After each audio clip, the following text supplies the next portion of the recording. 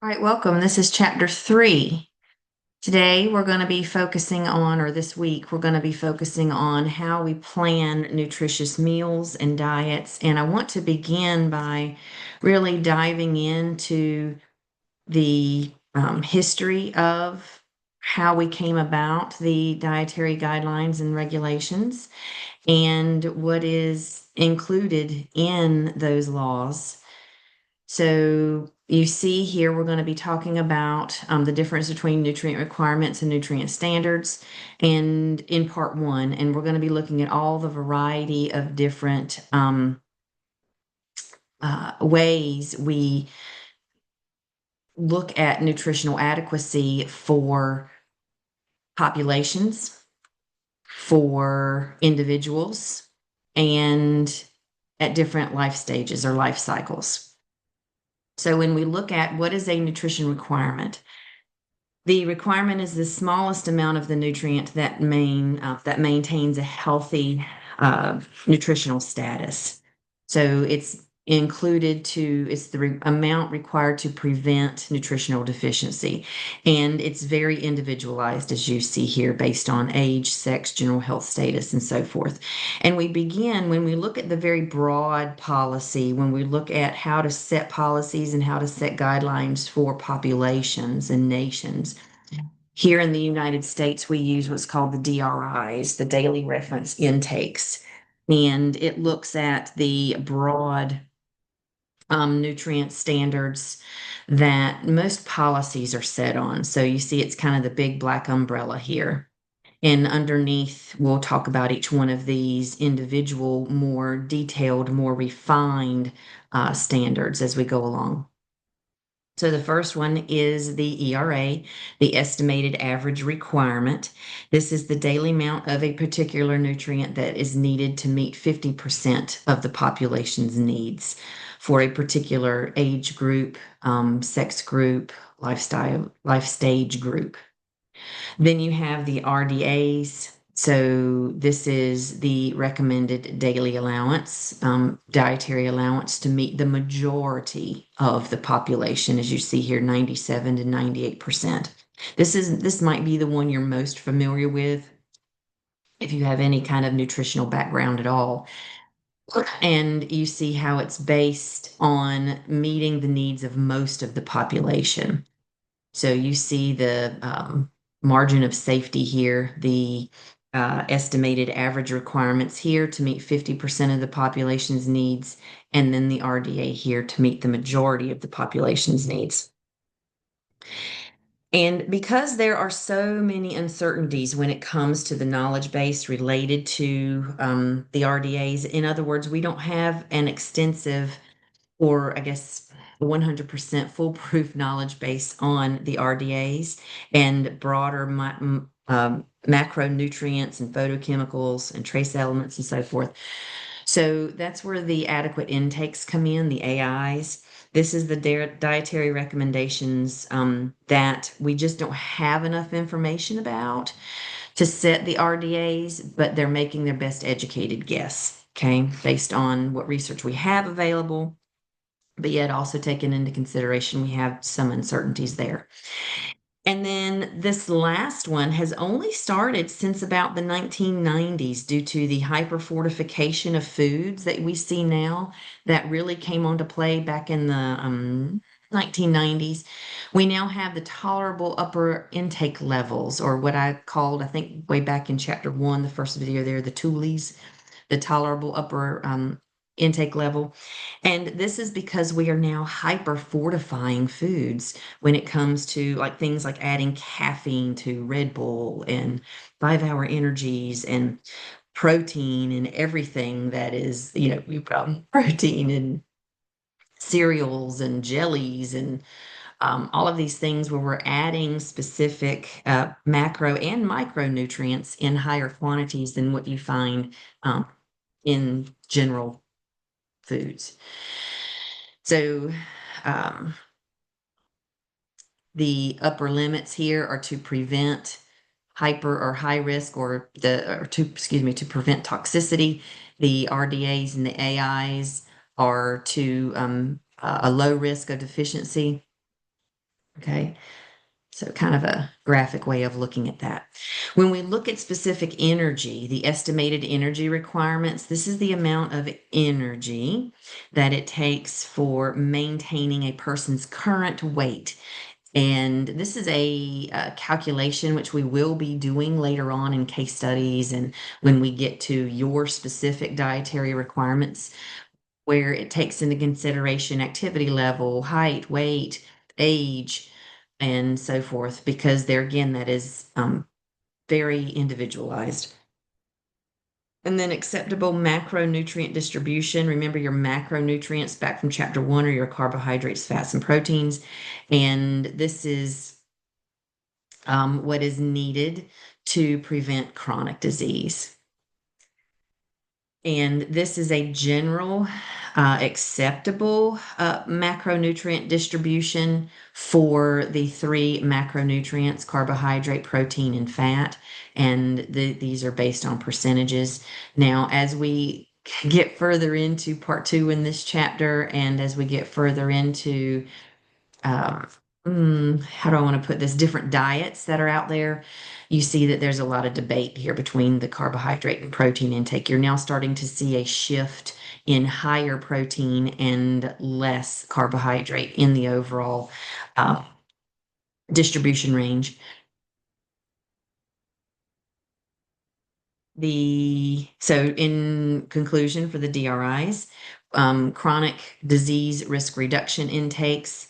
These are the levels needed to reduce chronic risk like hypertension, dehydration, chronic diseases, diabetes, cancer risk, that kind of thing. Right now, it's only set for sodium, but there's a lot in the pipeline, as they say, for nutritional adequate, nutrition research to add to this.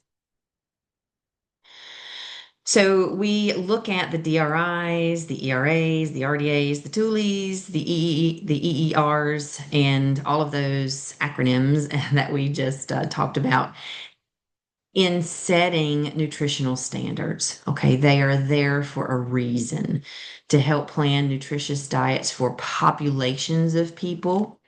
Okay, remember we talked about at the beginning here the DRIs that are used to set for policy and guidelines, and then we get down into the individual diet population, the RDAs and the AIs, and we also use these standards to help with nutritional labeling, which we'll dive into also in this chapter.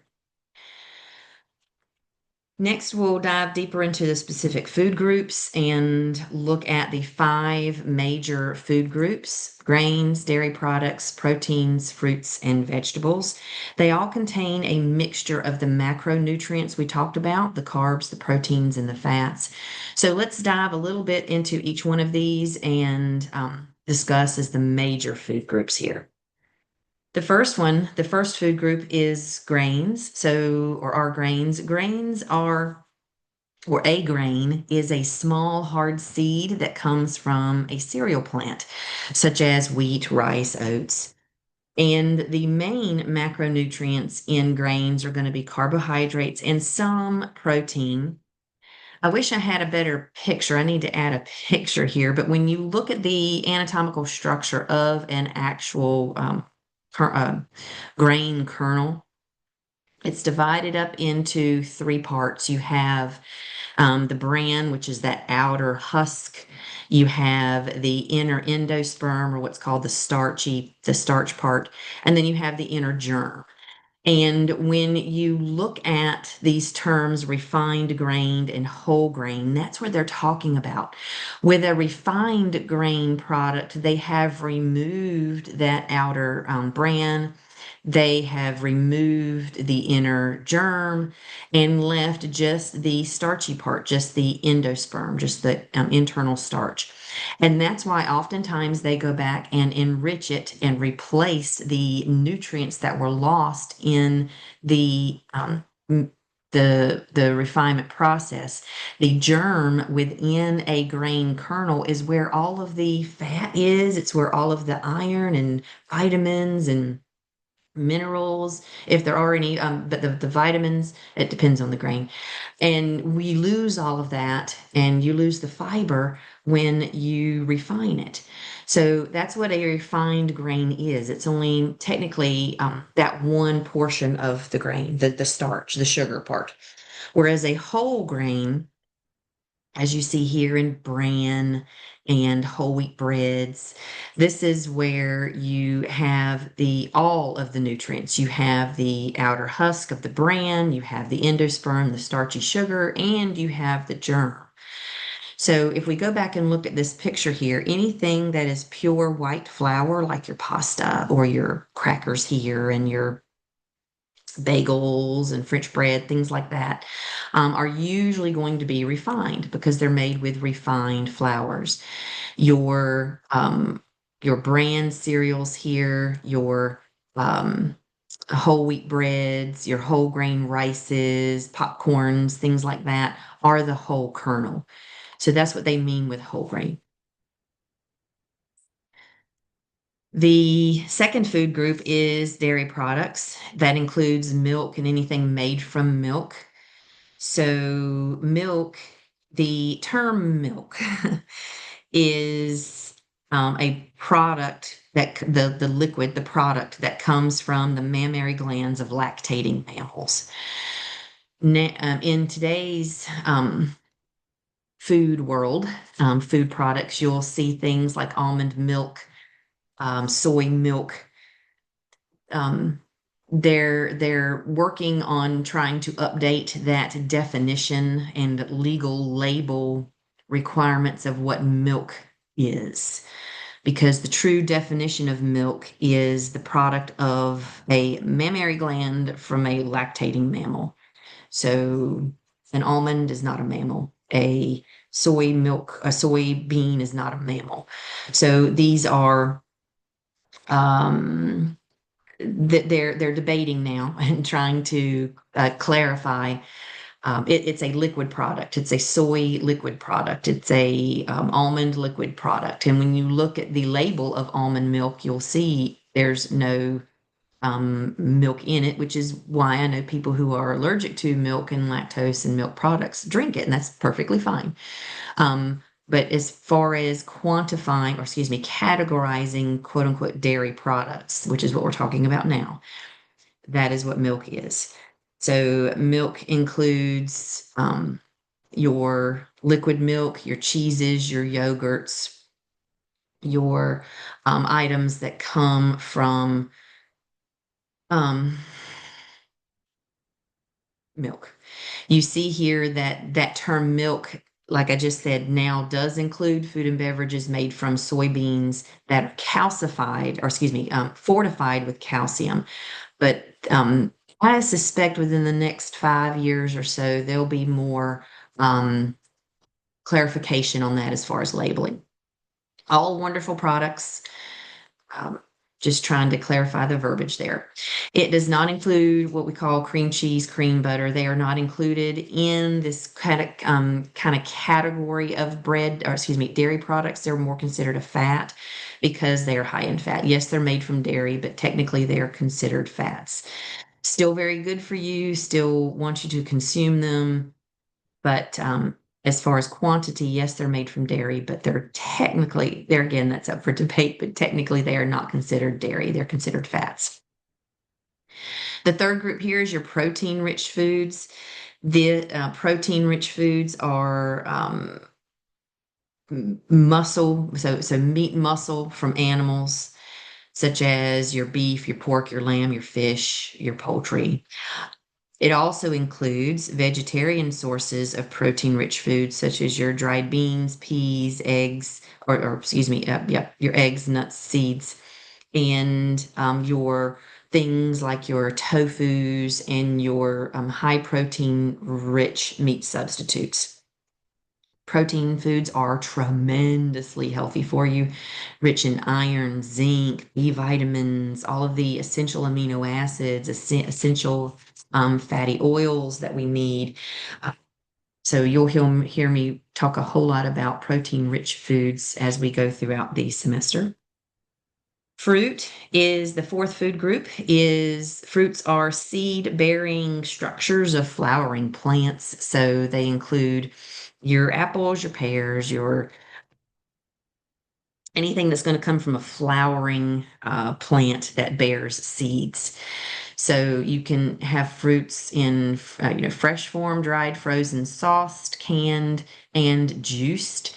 So out of these, the two most refined are going to be sauce and juices. So those are not recommended in high quantities at all.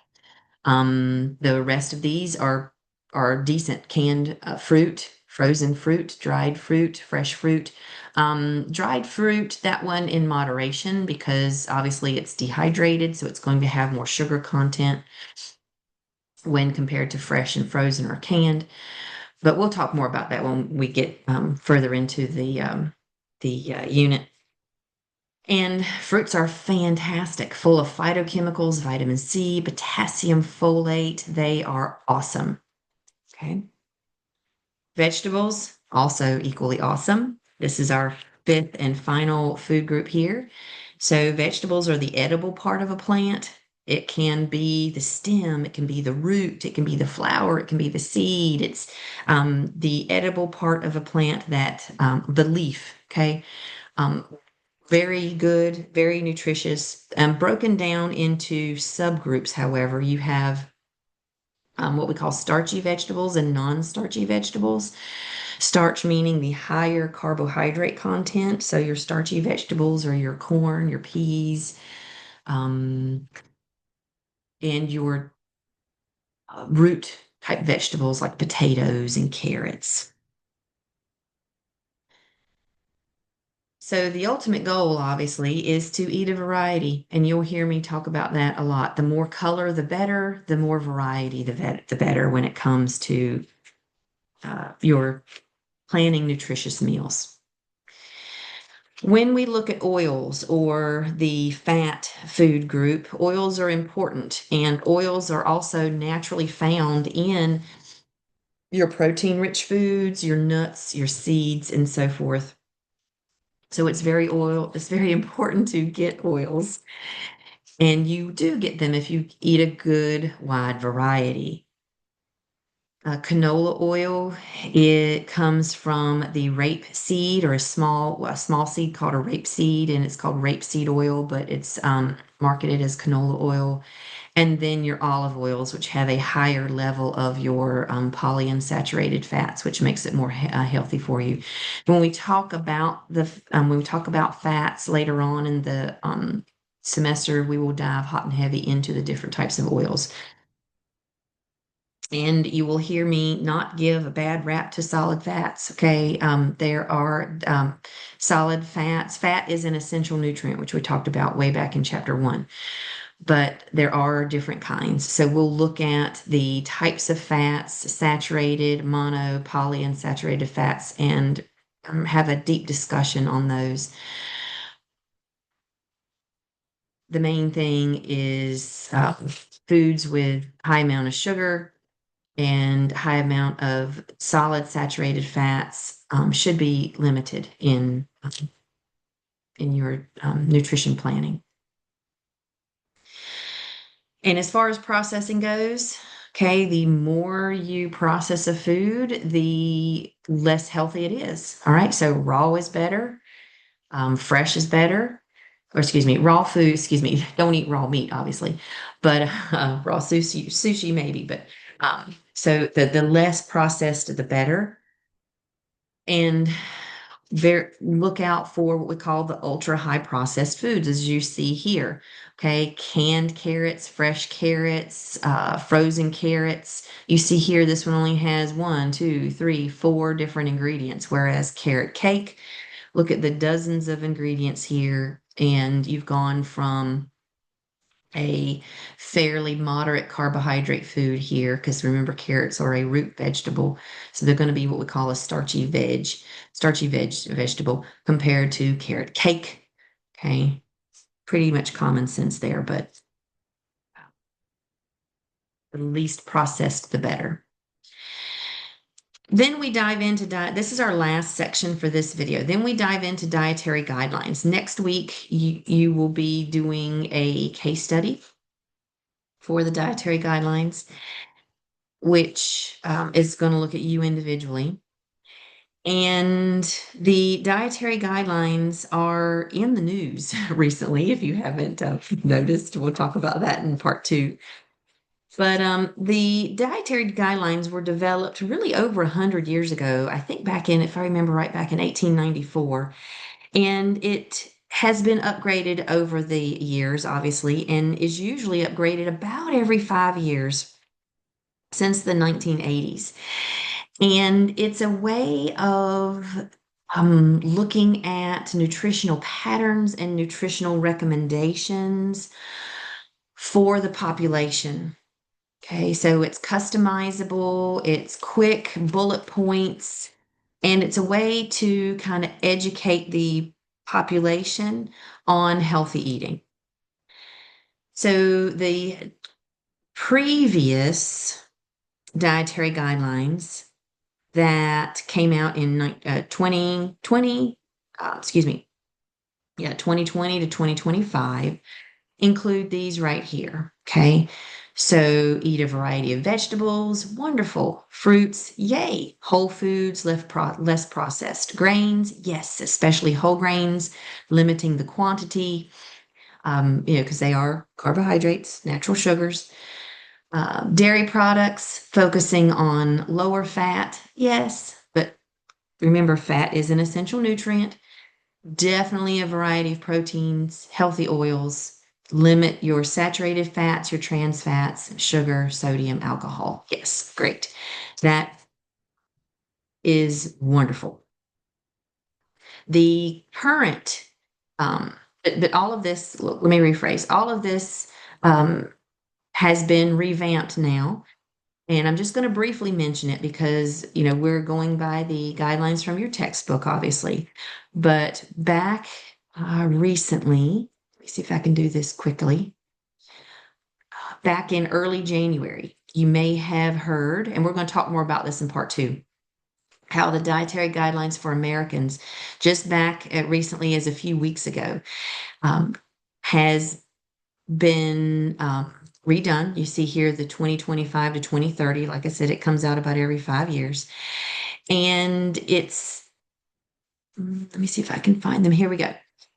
It has been tweaked a little. So the same major bullet points are there. Eat a variety of vegetables, eat a variety of fruits, incorporate healthy fats, focus on whole grains, limit processed, limit added sugars, limit refined grains. Okay, so they more or less just tweaked the guidelines. So just know that it is a moving document, or a moving recommendation. The dietary guidelines for Americans are revamped about, like I said, every 5 years. And I kind of like the updated version myself. And the version here that the textbook is giving you is still equally wonderful. It is, oops, I hit a wrong button there. The ultimate goal is to focus on the guidelines for the populations. And I like it also because it does give us specific populational groups here based on individual nutrient needs. So, infants from birth to 6 months, focusing on breast milk and iron fortified formulas. And we'll talk more about that when we do the stages of development, why solid foods, pureed foods should not be introduced to infants before 6 months. It has to do with that motomuscular development with infants. And here you see infants 6 to 12 months, focusing here on um, um, iron and zinc, focusing on not adding sugar. Do not add sugar to their diet, lollipops and ice creams and milkshakes and things like that. No, no, no, no, no. Avoid beverages and sugars well up into Definitely 2 years old if you can help it, and even then in moderation. Here you see infants 12 months to toddler age, okay, weaning them off of formula, getting them on cowed milk or fortified soy beverages if they're allergic to cow milk.